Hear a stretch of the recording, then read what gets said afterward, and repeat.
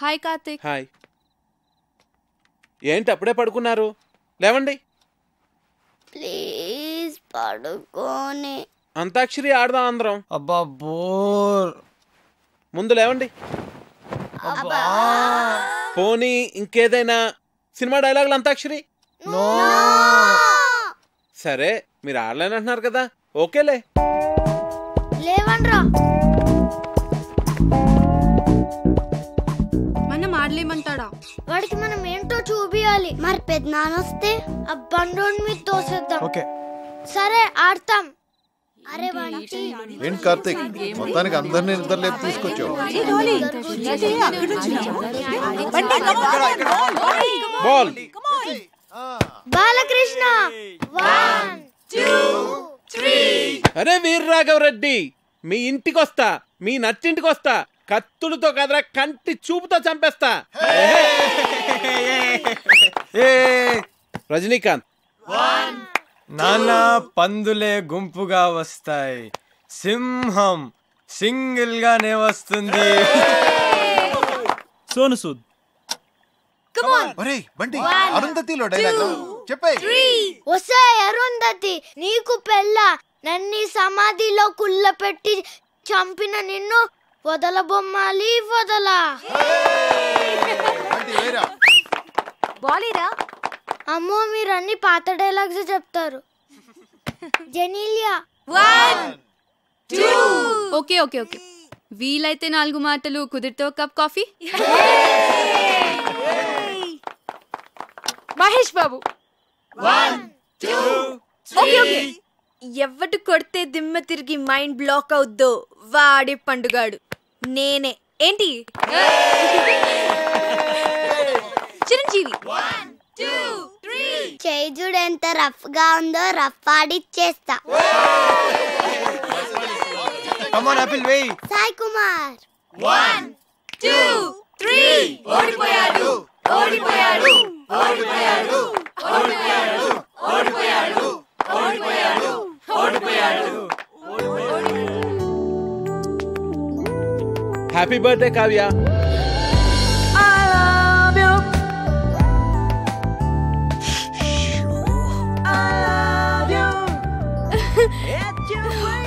Many happy returns of the day. Thank you. Happy birthday Kavya. Happy birthday to you. Happy birthday to you. Happy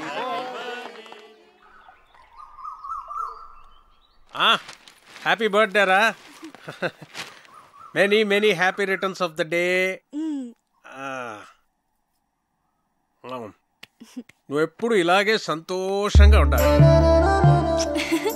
నీ birthday gift. Thanks నాన్న.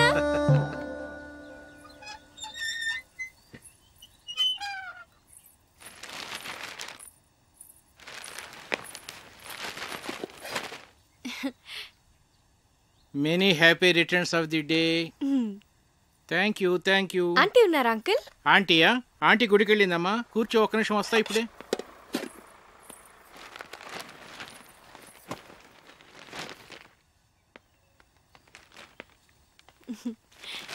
బార్నవిటా అమ్మా, తీసుకో.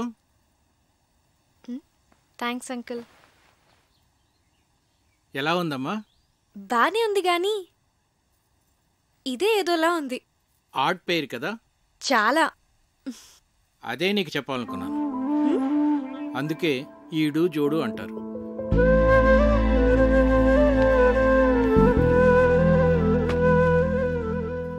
కావ్య, పెళ్ళనేది జీవితంలో చాలా important aspect రా.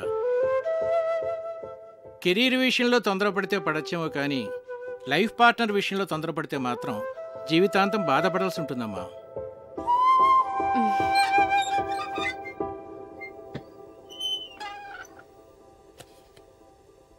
Uncle, మీరు ఆంటీతో హ్యాపీగానే ఉన్నారుగా?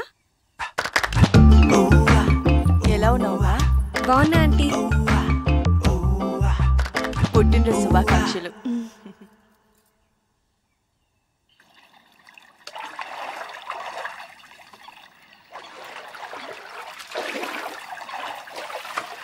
హ్యాపీ బర్త్డే అమ్మా. థ్యాంక్స్. నీకెలా తెలుసు? తెలుసమ్మా, అయ్యగారు భలేవారమ్మా. ఆయన రాత్రి అంతా తిరుగుతూనే ఉన్నారమ్మా. ఎందుకు? ఇంకెందుకమ్మా, నీకు గిఫ్ట్ కొనాలని.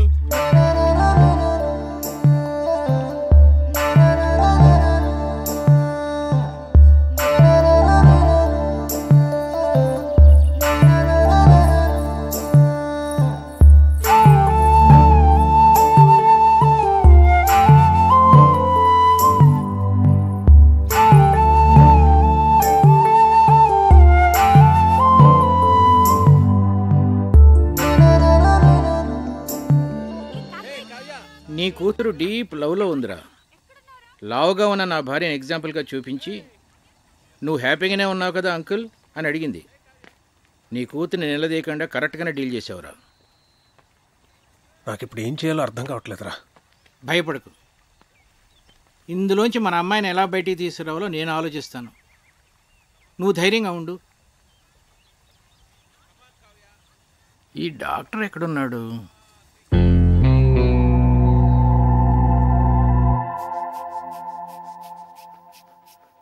ఏంటి మీ పెద్దనాన్నకి ఏమైంది?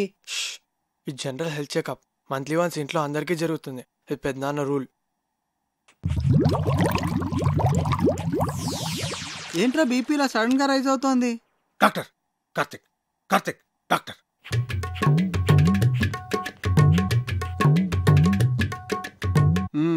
Okay, BP normal.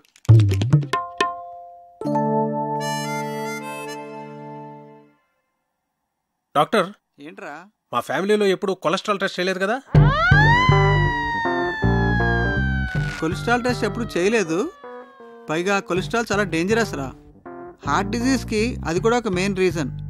So lipid profile test చేసేద్దాం అందరికి. చేసేద్దాం.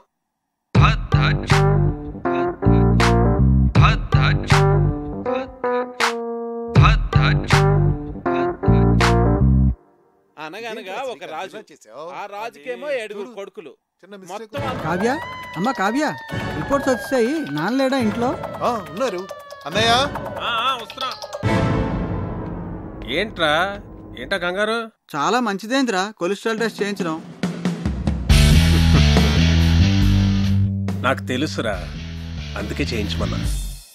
మరి ఎలా నెగ్లెక్ట్ చేసావురా? నాకు కూడా అతను మొన్నే పరిచయం. నువ్వు కేర్ తీసుకోవడానికి అతను పరిచయం అవడానికి ఏమిట్రా సంబంధం? అతని హెల్త్ పొజిషన్ నాకెలా తెలుస్తుందిరా? నీ బొందా, నేను చెప్తున్నది నీ గురించి. నాకా? రిపోర్ట్లు ఏమో మారుంటాయి, సరిగ్గా చూడు. రిపోర్ట్సే మారలేదురా, కరెక్ట్ రిపోర్ట్సే. నువ్వు కొంచెం జాగ్రత్తగా ఉండాలి. ఏది పడితే అది తినకు. రే, నాకెలా రా కొలెస్ట్రాల్ ఉంటుంది? వాకింగ్ చేస్తున్నాను, సన్నగున్నాను. సన్నగా ఉంటే కొలెస్ట్రాల్ తక్కువ ఉంటుంది, లావుగా ఉంటే కొలెస్ట్రాల్ ఎక్కువ ఉంటుందని ఎవడరా చెప్పింది? తప్పుడు అభిప్రాయం అది తెలుసా? దానికి మీరు ఇద్దరే లైవ్ ఎగ్జాంపుల్. అతను చూడు, లావుగా ఉన్నాడు, కొలెస్ట్రాల్ నార్మల్ గా ఉంది, హెల్దీగా ఉన్నాడు. నువ్వు సన్నగా ఉన్నావు కానీ కొలెస్ట్రాల్ ఎక్కువ ఉంది. ఏం మాట్లాడుతున్నాడు వీడు? సరే అయితే నీ రిపోర్ట్స్ చూడు. ఏదంకల్? చూడమ్మా, హెచ్డిఎల్ చూడు. ఇక్కడ డాక్టర్, అన్నయ్యకి ఏం పర్వాలేదుగా? ప్రస్తుతానికి ఏం పర్వాలేదు. రా, కొలెస్ట్రాల్ లెవెల్ ఎలా తగ్గించాలో చెప్తాను.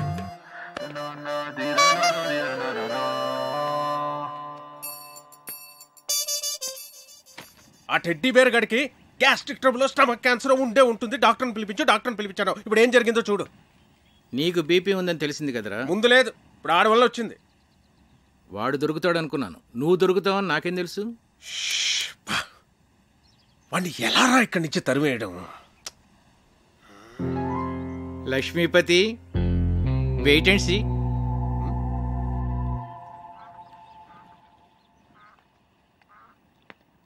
నమస్తే భాస్కరం గారు. నమస్తే. రండి కూర్చోండి. కార్తీక్, నిన్న ప్రశ్న అడగనా? అడగండి. మోడర్న్ లైఫ్లో మనకు అన్నిటికన్నా ఇంపార్టెంట్ అయింది ఏమిటయ్యా? మనీ. ఎలా? మనం కంఫర్టబుల్గా బతకాలన్నా, ఫ్యూచర్ ప్లాన్స్ వేసుకోవాలన్నా అంత ఎందుకండి, రిలేషన్షిప్స్ కూడా మనీతోనే లింక్డ్. You are right.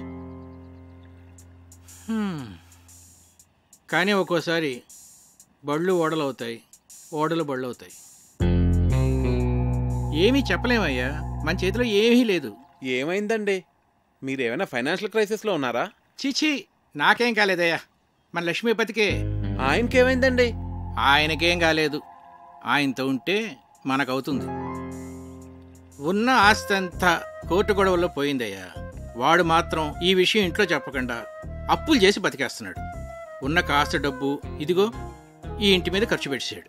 నిజంగానా? నా మీద ఒట్టయ్యా బాబు. అందుకే ఈ మధ్య వాడితో నేను కలిసి తిరగటంలా. అవసరమైతే తప్ప మాట్లాడలేదు కూడా.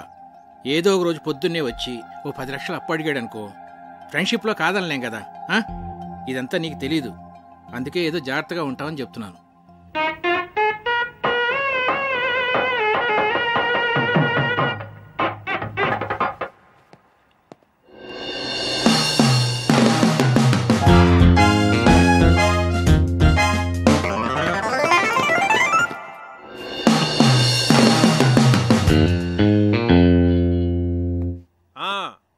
మర్చిపోకండి, ఆ డెకరేషన్లో కరెక్ట్గా చేసేవాళ్ళకి పురమాయించాలండి.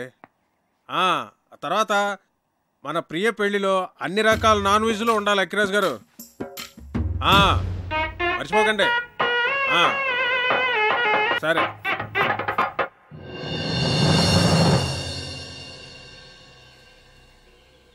కార్తిక్ విషయం నాన్న మీ ఎవరితోనూ మాట్లాడలేదా? అదే మాకు అర్థం కావడం లేదు. ఏం జరిగినట్టే చాలా నార్మల్గా బిహేవ్ చేస్తున్నారు బావగారు. ఏం మాట్లాడినా ప్రియా పెళ్లి విషయం మాత్రం మాట్లాడుతున్నారే కానీ కార్తీక్ విషయం మాత్రం ఎత్తడం లేదే. అంటే నాన్న ఏదో ప్లాన్ చేస్తున్నారు. మొన్న కొలెస్ట్రాల్ టెస్ట్ దగ్గర సేవ్ అయ్యాడు కానీ ముందు కార్తీక్ని ఇక్కడి నుంచి పంపించేవే.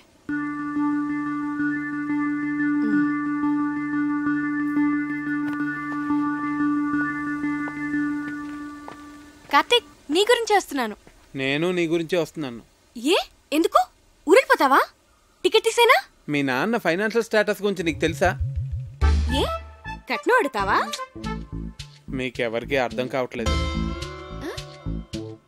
లైఫ్ అంటే లగ్జరీసే కాదు కావ్య, లయబిలిటీస్ కూడా. ఫ్యామిలీ అంటే పండుగలు వచ్చినప్పుడు సెలబ్రేట్ చేసుకోవడమే కాదు, ప్రాబ్లమ్స్ వచ్చినప్పుడు ఒకరికొకరు సపోర్ట్గా ఉండాలి. సినిమా చూసి వచ్చావా? నేను ఎక్కడికి వెళ్ళను, ఇంకా కొంతకాలం ఇక్కడే ఉంటాను. అవును, మీ ఇంట్లో పని వాళ్ళు ఎంతమంది ఉన్నారు?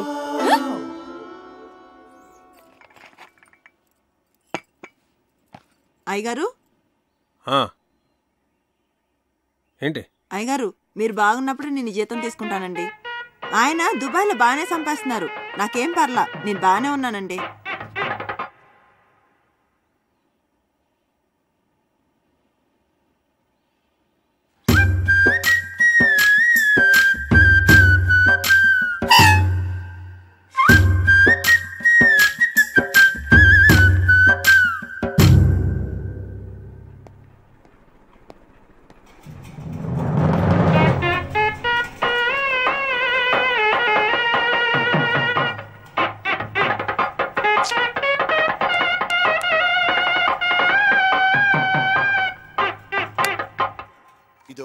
చాలురా కావ్య. తిను కార్తీక్, కొంచెం చాలు. చూస్తున్నావు, తిను.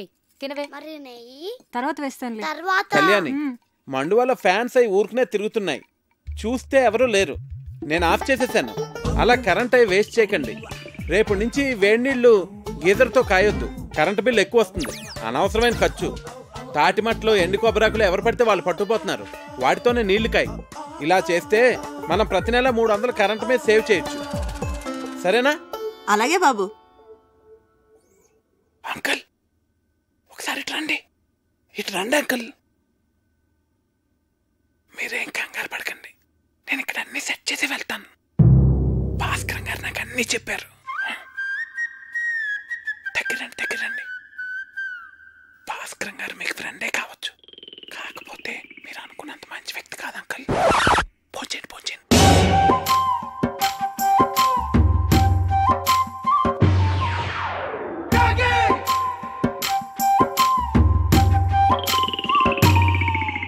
అసలు ఏం చెప్పారో వాడికి? నువ్వు కంగారు పడకు, నన్ను కంగారు పెట్టుకో. అసలు ఏం జరిగిందిరా? మా పనోళ్ళు జీతాలు తిరిగి చెడిపోతున్నారు. ఆ టెడ్డీ బేరుగడమో పొదుపు చర్యలు అంటాడు, పైగా ఆ భాస్కరం మీరు అనుకున్నంత మంచోడు కాదంటాడేంట్రా. ఇలా అడ్డం తిరిగిందేమిట్రా కదా. నన్ను కొంచెం స్థిమితంగా ఆలోచించుకునేరా. భాస్కరం గారు, రిజిస్టర్ పోస్ట్ ఇంట్లో ఇచ్చానండి, రాజుగారు, నేను విన్నది నిజమేనా అండి? మీరేం భయపడకండి, మన ఊరు మొత్తం మీతోనే ఉంది. ఉంటానండి. ఇదిరా నా పరిస్థితి. ఏం చెప్పావురా వాడికి? కోర్టులో నీ ఆస్తంతా పోయిందని, నువ్వు బికారి అయిపోయావని చెప్పాను. ఏంటి? నాకేం తెలుసురా వాడు ఇంత పెద్ద ఇష్యూ చేస్తాడని. విషయం వినగానే నిన్ను కావిని వదిలేసి పారిపోతాడనుకున్నాను. రే, ఏదోటి చేయరా బాబు, లేకపోతే ఈస్ట్ గోదావరి ప్రజలందరూ చందాలేసి నా కుటుంబాన్ని పోషిస్తామనేలాగా ఉన్నారు. సర్లే, నేనే ఏదో ఒకటి చేస్తాను, నువ్వు కంగారు పడ. అసలు నీకేమైంది? ఎందుకు అలా బిహేవ్ చేస్తున్నావు? డైనింగ్ టేబుల్ దగ్గర ఏంటా డిస్కషన్? నీకో విషయం చెప్పాలి. ఏంటది? అది మీ నాన్నగారికి. కార్తీక్, కార్తీక్, ఒక్క నిమిషం ఇలా రావయ్య, నీతో మాట్లాడాలి. ఒక్క నిమిషం ఉండు, నేను మళ్ళీ వస్తాను.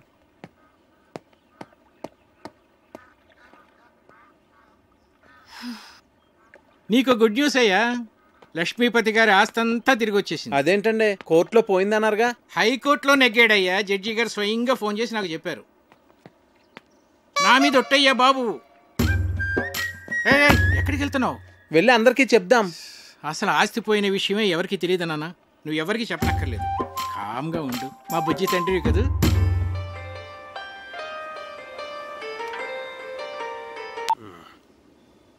హలో రావు గారు, ఎలా ఉన్నారు? నేను బాగానే ఉన్నానండి. చెప్పండి. అది మరేం లేదండి, మీరేదో ఫైనాన్షియల్ క్రైసిస్లో ఉన్నారని విన్నాను. ఎవరు చెప్తున్నాడండి మీకు ఇలాంటివన్నీ? అయ్యో, మీరు అలా ఇరిటేట్ కాకండి. ఒకవేళ ఏదైనా ప్రాబ్లం ఉంటే చెప్పండి, పర్వాలేదు. వెళ్ళి పోస్ట్ పోన్ చేసుకుందాం. మాకేం ప్రాబ్లం లేదు, మేము అర్థం చేసుకోగలమండి. చూడండి, నేనే క్రైసిస్లోని లేను. ఎవరు చెప్పిన మాటలు వినకండి. ప్రియ పెళ్లి అనుకున్న టైంకి చాలా గ్రాండ్గా జరుగుతుంది. సరేనండి? సరే, మీతో నేను మళ్ళీ మాట్లాడతాను. ఓకే. ఇక్కడున్నారా? మీకోసం అంతా వెతికాను. ఇదిగోండి, తినండి స్వీట్. ఓ, మీరు డయాబెటిక్ కదా? నేను చాలా హ్యాపీగా ఉన్నానండి, మీ ఆస్తి అంతా తిరిగి వచ్చేసినందుకు. తినండి. ఒక స్టూపిడ్ ఇడియట్. ఏంటా వెకిల్ నవ్వు? ఏమన్నానో అర్థమైందా? బాగా అర్థమైంది అంకుల్. ఏమర్థమైంది? మీకు నేను నచ్చానని. ఎవరైనా బాగా నచ్చిన వాళ్ళని, ఇష్టం ఉన్న వాళ్ళనే కదండి ఇలా తిడతారు. ఎవడరా చెప్పాడు నువ్వు నాకు నచ్చావని?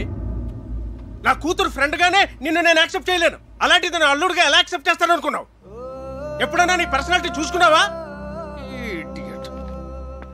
అసలు ఒకసారి ఆలోచించు. ఇప్పుడు మేము ఫ్యామిలీ ఫోటో దిగాలంటే ఎక్కడ నిలబెట్టాలి నిన్ను? ఆ ఫ్రేమ్ లో కూడా పట్టవే నువ్వు. నాకు నా కూతురికి మధ్య బండరాలే తగలటం. దాన్ని ఏమీ అనలేక నోరు మూసు కూర్చున్నాను. ఏదో ఒక రోజు నా కూతురే నిన్ను చొక్కా పట్టుకుని బయటికి గంటేస్తుంటే చూస్తూ ఉంటే ఇడియట్ బ్రెయిన్లెస్ ఫెలో.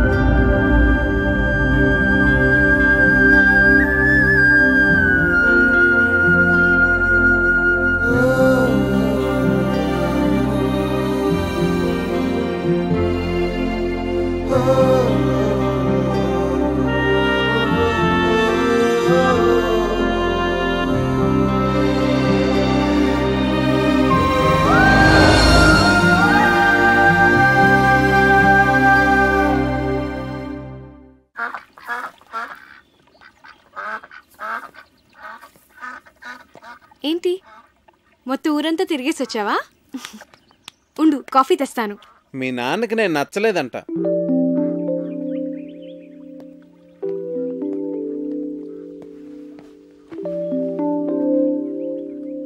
ఇందులో సర్ప్రైజ్ ఏముంది కార్తీక్? అందరికీ తెలిసిన విషయమే కదా. అడ్డమైన తిట్లు తిట్టాడు తెలుసా? నేను చాలా హర్ట్ అయ్యాను. చిన్ను,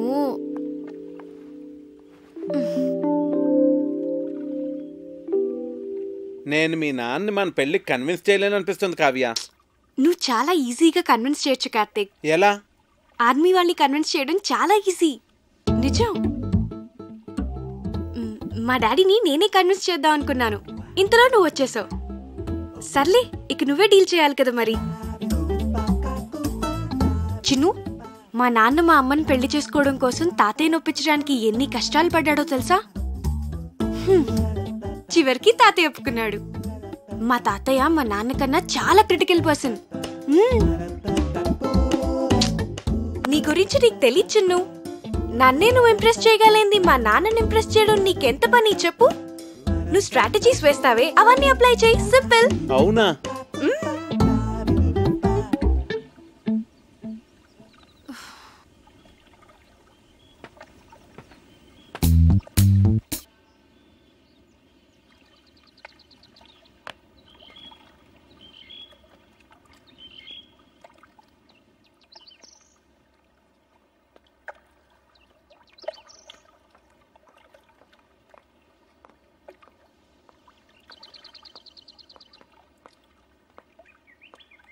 నాన్న, నేను మీకు టెన్షన్ క్రియేట్ చేస్తున్నానా?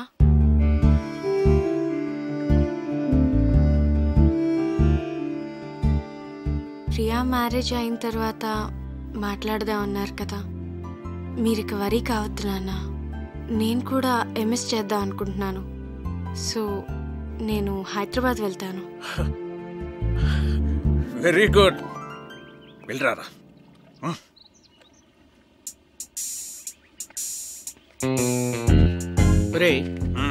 హైదరాబాద్ వెళ్ళాక వాళ్ళిద్దరూ అక్కడ పెళ్లి చేసేసుకుంటేను. చచ్చా, నా కూతురు నాకు చెప్పకుండా అలా చేసుకోదురా.